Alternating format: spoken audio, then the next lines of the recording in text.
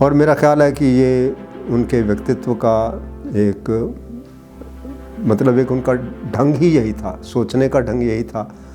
हर एक के साथ एक शब्द है सकारात्मकता, उनके व्यक्तित्व में थी सकारात्मकता। जैसे आप उनसे ऑरा, एक हम कहते हैं ऑरा है, वो पॉजिटिविटी की जो ऑरा थी वो और किसी व्यक्ति में मैंने नहीं देखी। आप उनके साथ बात करेंगे तो आप आशा और विश्वास से भर जाएंगे।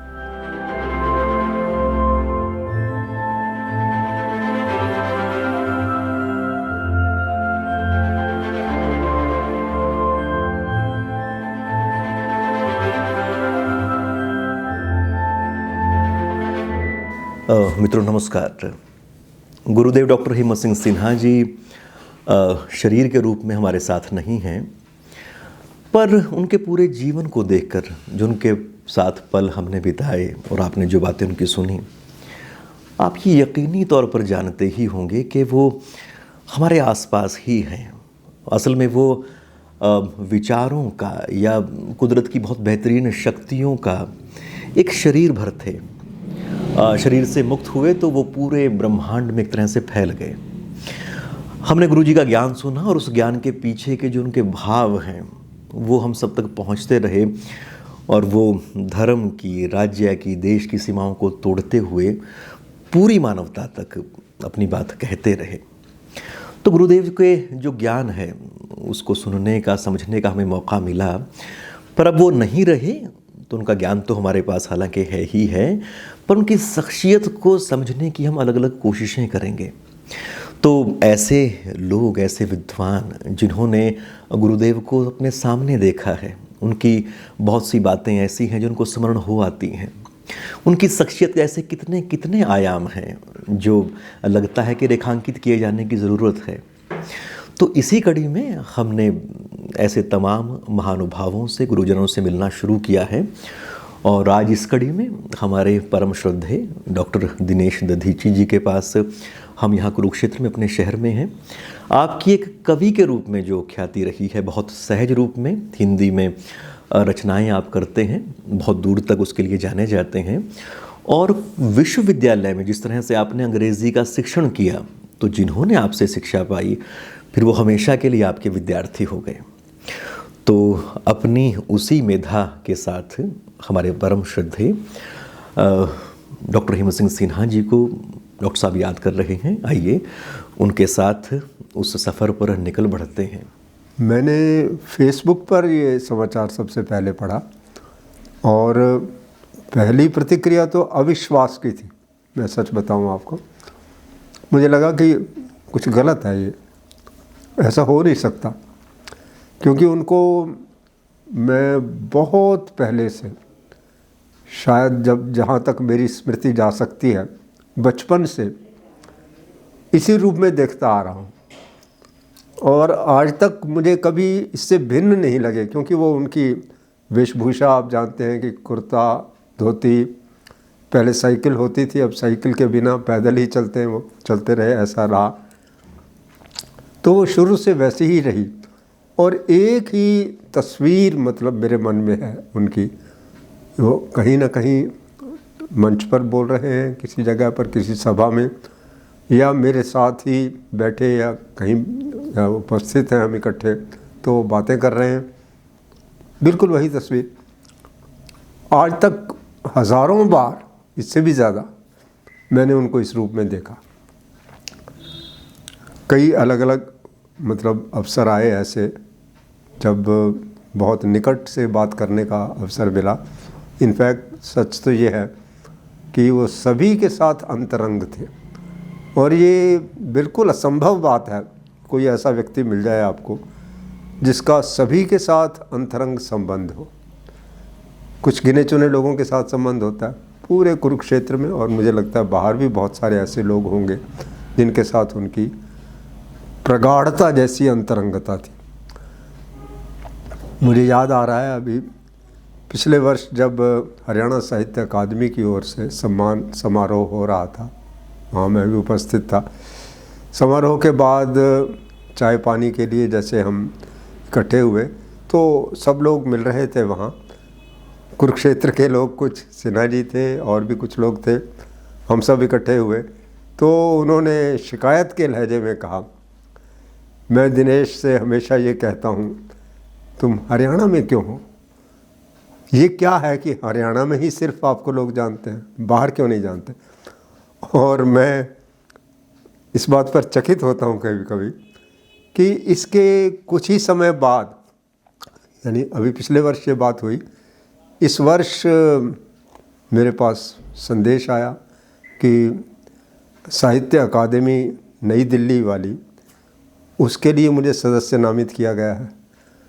और ये मैं समझ नहीं पाता कैसे उनके मन में ये बात थी, या उनको आभास था, पूर्वाभास था ऐसा, या उनका आशीर्वाद है ये। मैं बहुत छोटा था तब, शायद स्कूल में पढ़ता होऊंगा या शायद उससे भी पहले की बात होगी। हमारे घर पे मेरे दादाजी के साथ एक बैठक में वो सिन्हा जी आए हुए थे। उनका बड़ा स्नेह था मेरे दादाजी के साथ, क्योंकि सनातन धर्म के संस्कार उन्हीं से मिले। उनके दादाजी जो हैं वो पूजा पाठ करते थे, कीर्तन किया करते थे, और विशेष रूप से उनका कीर्तन बहुत लोकप्रिय था, सब पसंद करते थे यहाँ। और भक्त जी कहकर उनको बुलाते हैं, आज भी लोग उनको याद करते हैं। तो वो दोनों बैठे थे और मैं अंदर था घर के, और मेरे दादाजी ने मुझे आवाज़ लगा कर कहा कि सिन्हा जी आए हैं, जाओ दूध लेकर आओ। माता जी किचन में थीं, उन्होंने मुझे दूध का गिलास दिया और अंदर भेजा। मैं वहाँ दरवाजे के पास खड़ा हूँ, अपने आप को मैं चित्र जो मेरे दिमाग में है, मैं दरवाजे के पास खड़ा हूँ, सिन्हा जी दूध पी रहे हैं। ये पहली तस्वीर है जो मेरे दिमाग में है, और ये उनको भी अच्छी तरह याद थी। बल्कि कहीं भी मेरा जिक्र आता था तो ये पूरी घटना, पूरा दृश्य जो है वो इसका वर्णन करते थे। ये तो पहली तस्वीर है। उसके बाद वहाँ क्योंकि संकीर्तन होता था न्यू कॉलोनी में, बाद में मंदिर भी बन गया था वहाँ, वो आया करते थे, नियमित रूप से आते थे लगभग। और उनका वक्तृत्व कला, मैं क्या कहूँ, जिन्होंने भी उनको बोलते हुए सुना है मंच पर कहीं भी, अद्भुत, बिल्कुल अप्रतिम, और मुग्ध हो जाते थे सारे सुन। मतलब जो भी बात वो कह रहे हैं, एक शब्द है ऑथेंटिक, बहुत ऑथेंटिक ढंग से बात करते थे वो। यहाँ जितनी भी शोक सभा है, कुछ है, वो पूरा परिवार उनको जानता है।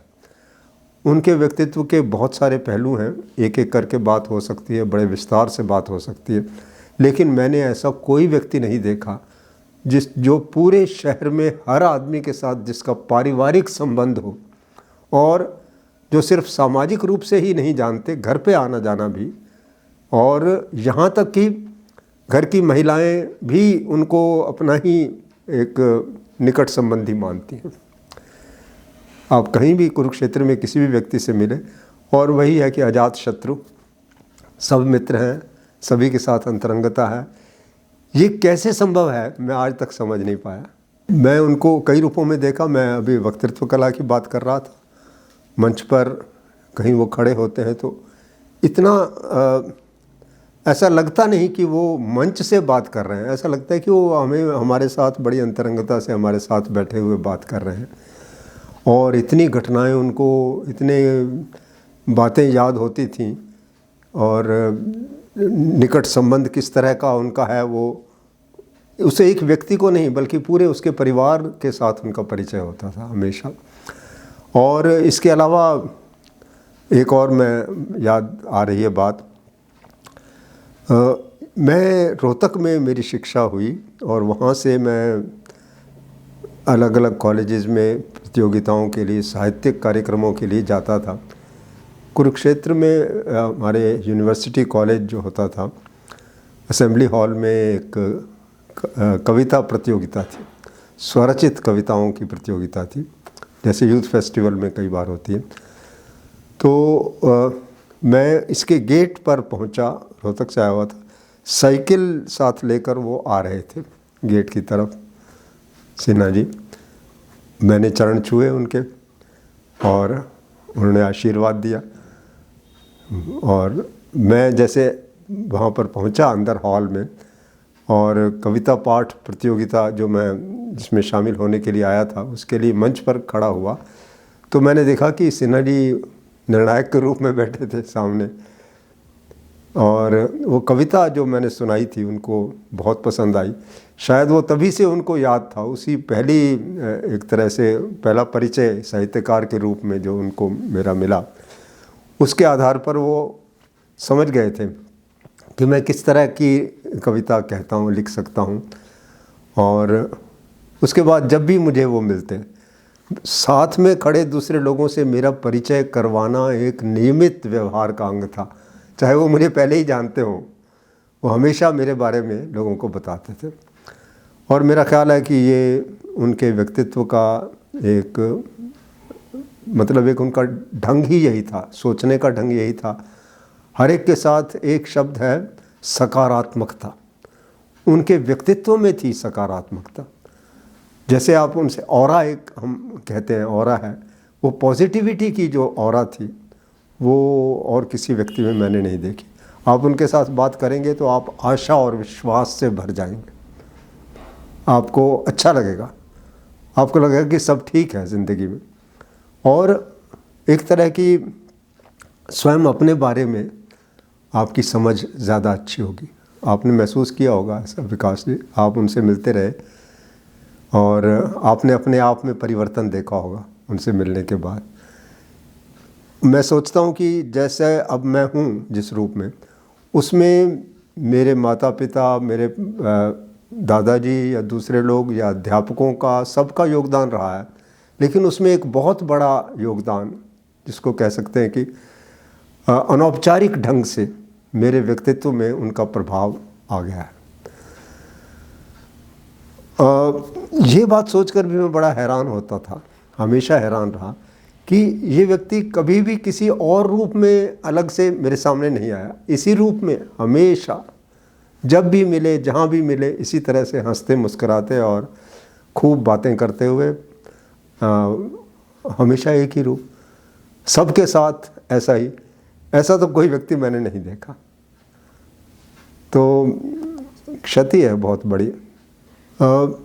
बाद में मुझे ये आभास हुआ, बचपन में तो पता नहीं था इस बात का, लेकिन मैं ये जानता था कि वो विश्वविद्यालय में दर्शन शास्त्र के प्रोफेसर हैं और दर्शन शास्त्र के प्रति मेरा झुकाव भी रहा शुरू से। बाद में जब बीए में विषय चुनने की बात आई तो मैंने दर्शन शास्त्र अपना विषय चुना भी था और उसमें रुचि थी शुरू से मेरी। मंचों पर उनको सुनता था, उनकी बातें, रामचरितमानस का विशेष रूप से उनका ज्ञान, उनकी पैठ जिसको कह सकते हैं, बड़ी गहरी समझ थी उनकी। मुझे ये भी याद आ रहा है अभी कि युवा कल्याण विभाग की ओर से हम ऐसे विद्यार्थी जो जिनके अंदर साहित्यिक प्रतिभा है या जानकारी है जिनको, और जो कवि या रचनाकार लेखक बन सकते हैं, उनके लिए वर्कशॉप भी करते हैं, कार्यशाला होती है। तो उस कार्यशाला में वो भी उपस्थित थे, मैं भी था और हम विद्यार्थियों से बात कर रहे थे। उनको इस बात का बड़ा दुख होता था कि अब जो नई पीढ़ी आ रही है, या शायद और लोग भी होंगे ऐसे, जिनको श्रीमद् भगवत गीता और भागवत महापुराण के बीच अंतर नहीं पता। वो भगवत गीता और भागवत उनके लिए कुछ फ़र्क ही नहीं है इन दोनों में। तो उन्होंने मेरे सामने विद्यार्थियों को ये बात समझाई। उन्होंने कहा देखो, ये आप लोग अच्छी तरह समझ लें और जहाँ भी संभव हो लोगों को बताएं कि ये हमारे ग्रंथ हैं, दोनों अलग अलग ग्रंथ हैं, और श्रीमद् भगवत गीता जो महाभारत का एक पार्ट है, एक हिस्सा है, और भागवत महापुराण एक अलग पुराण है, मतलब वो एक अलग पुस्तक है, और इन दोनों का अंतर स्पष्ट समझें। आज तक भी अखबार वालों को ये नहीं पता कि दोनों अलग अलग हैं। तो उनको इस बात का ध्यान रहता था कि हमें अपनी जो विरासत है, हमारी अपनी संस्कृति है, उसके बारे में हमें जानकारी होनी चाहिए। उन्होंने आखिर तक ये प्रयास किया, इसके लिए कार्यरत रहे, कर्म करते रहे। इस तरह के और बहुत सारी बातें हैं जो मुझे याद आती जा रही हैं, दृश्य याद आते हैं। मैं बता देता हूँ आगे। हम सुनने के लिए बैठे हैं सर, प्लीज। मेरी एक पुस्तक प्रकाशित हुई थी बच्चों के लिए, गीत थे उसमें, कविताएं थी, और वो मैं उसकी कुछ प्रतियां लेकर वहाँ विद्या भारती का जो कार्यालय था जहाँ वो बैठते थे वहाँ उनसे मिलने गया। तो वो बड़े नाराज़ हुए, कहने लगे कि अच्छा आपने बच्चों के लिए, कविताओं के लिए पुस्तक लिखी, कविताओं की, और हमारे साथ संपर्क नहीं किया। हम यहाँ स्कूल में बैठे हैं, हम तो आपकी पुस्तक खुद छपवाते हैं। हम नाराज़ हुए। तो मैंने क्षमा मांगी उनसे। वो इतना अपनापन था उनके अंदर कि उनको लगा कि ये ऐसा कैसे कर दिया इसने। बड़े प्यार से, स्नेह से उन्होंने डांटा। फिर कहने लगे हाँ अच्छा है, रख दो पत्रिकाएं, ये पुस्तकें, मैं ज़रूर इसको पढ़ूंगा और जहाँ भी संभव होगा इसकी चर्चा भी होगी, करेंगे।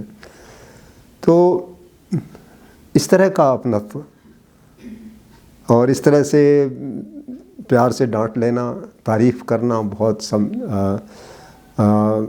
थोड़ा सा वही अपनापन का ढंग था उनका। अच्छा, उनका मुझे ये कभी ऐसा एहसास हुआ नहीं कि कोई स्वास्थ्य की कोई बात होगी, समस्या होगी, और अपने स्वास्थ्य को लेकर हम लोग इतने चिंतित रहते हैं।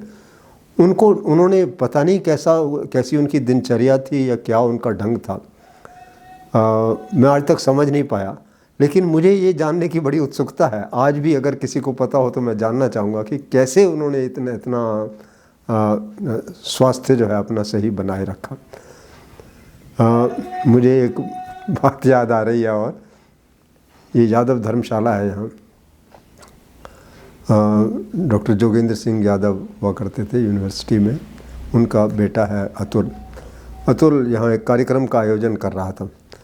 तो हम लोग कुछ विश्वविद्यालय से जो सेवानिवृत्त हैं, बुज़ुर्ग लोग हैं, सारे इकट्ठे बैठे थे। नवंबर का महीना था शायद। तो हम बाहर लॉन में धूप में बैठे थे।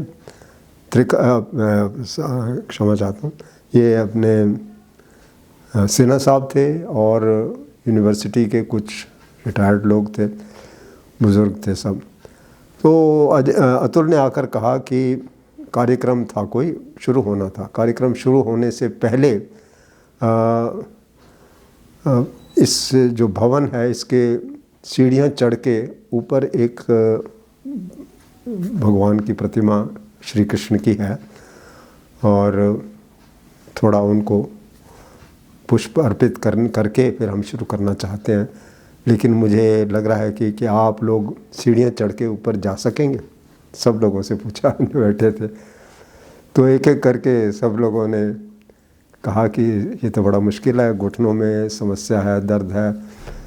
तो सिन्हा जी तो सबसे बुज़ुर्ग थे, उनसे बात हुई, कहने लगे हाँ क्यों नहीं, चलते हैं, आइए, जो आ सकते हैं वो चले।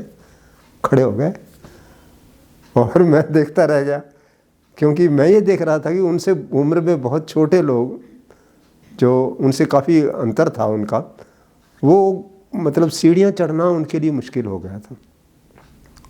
ये कोई बहुत पुरानी बात नहीं, अभी 2-1 वर्ष पहले की बात बता रहा हूँ। तो मैं फिर वही बात मेरे मन में आई कि कमाल है, ये ऐसा स्वास्थ्य, इतना जीवट जिसको कह सकते हैं, इतना उत्साह जीवन के लिए, एकदम से उठ खड़े हुए, चलिए चलते हैं। ऐसे कोई भी कार्यक्रम हो, साहित्यिक कार्यक्रमों में बहुत आते थे वो, और वो शायर भी थे। ये बहुत सारे लोगों को पता नहीं, उनको एक शिक्षक मात्र समझते हैं। शायर थे वो, तत्ववेत्ता थे। आप उनसे फ़ारसी के साहित्य की बात कर लें तो वो बता सकते हैं उसके बारे में। उर्दू साहित्य का ज्ञान था बहुत, और हिंदी संस्कृत तो उनके अपने ही विषय थे एक तरह से। हर क्षेत्र की जो भी ज्ञान संपदा है वो एक व्यक्ति में समाहित थी। मैं आप बताना चाहता हूँ कि ये अभी कुछ साल पहले 2018 की बात है, मुंबई में थे पिताजी मेरे, मेरे छोटे भाई के साथ रह रहे थे, उनका स्वास्थ्य खराब हो गया और उनका देहावसान वहीं हो गया मुंबई में। तो हम लोग गए थे मुंबई। वहाँ एक जैसे उनकी स्मृति में एक कार्यक्रम वहाँ भी रखा था, मुंबई में हमने रखा था। तो हमने पहले तो उनको सूचना दी, सिन्हा जी को फ़ोन कॉल करके मैंने खुद सूचना दी कि ऐसा हो गया है। तो वो एकदम से फिर मैंने उनको सारी बात बताई कि कैसे उनका स्वास्थ्य खराब था। और वो तो फिर मैंने उनसे कहा कि मैं चाहता हूँ कि आप यहाँ उपस्थित हों उस श्रद्धांजलि सभा में या ऐसे, लेकिन अब इतना समय भी नहीं है हमारे पास कि ये सारा कुछ अरेंज किया जाए, आपको बुलाया जाए। तो कहने लगे नहीं ऐसी कोई बात नहीं, अब तो मैं ज़रूर अपना संदेश भेजूँगा। तो उनसे मैंने अनुरोध किया कि आप अपना संदेश बोलेंगे और हम यहाँ पर रिकॉर्ड कर लेंगे उसको। आजकल ये सुविधा तो है ही। वो संदेश हमने पूरा, जो उनका भाषण था पूरा, वो रिकॉर्ड किया हमने। और उस श्रद्धांजलि सभा में मुंबई के जो लोग थे सारे, जो भी जानकार थे मेरे भाई के, सब जो वहाँ उपस्थित थे, उनको ये बताकर कि कुरुक्षेत्र से जहाँ से ये संबंध रहा है पिताजी का बहुत, ये विश्वविद्यालय में दर्शन शास्त्र के प्रोफेसर रहे हैं और उनका संदेश आपको यहाँ हम सुनवा रहे हैं। तो वहाँ हमने वो संदेश सुनवाया श्रद्धांजलि सभा में, क्योंकि वो हर श्रद्धांजलि सभा में शामिल होते थे। यहाँ पर कुरुक्षेत्र में शायद ही कोई ऐसा समय होगा जब वो परिवार के साथ संवेदना के रूप में, या उनका समझ लीजिए कि उनके लिए ये सही बनाने के लिए जो असह्य एक संताप होता है, एक दुख होता है, उसको कम करने के लिए वो परिवार के सदस्य के रूप में उपस्थित रहते थे। फिर बाद में ये हुआ कि ये जून के महीने में हमने श्री कृष्ण म्यूज़ियम के साथ जो हॉल है, वहाँ पर एक शाम पिताजी की याद में हमने एक छोटा सा आयोजन किया था, जिसमें सिर्फ उन्हीं लोगों को बुलाया था जो उनके घनिष्ठ थे, उनके परिचित थे बहुत। और एक शाम डॉक्टर मदन लाल वर्मा के नाम, इस नाम से हमने कार्यक्रम किया था। उसमें बहुत सारे जो उनके परिचित थे वो सब उपस्थित थे।